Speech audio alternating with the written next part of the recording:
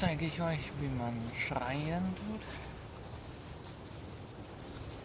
Dafür muss man nur einen Buchstaben kennen, den ersten des Alphabets.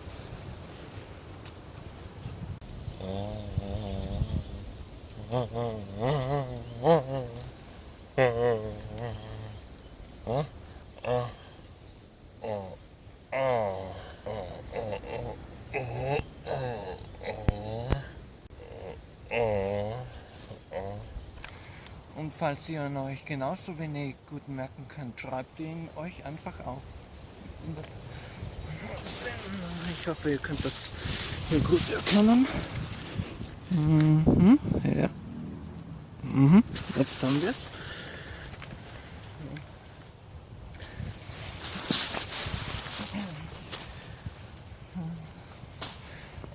Und so tut man schreien.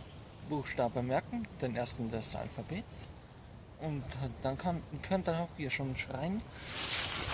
Das war's dann. Bis zum nächsten Mal.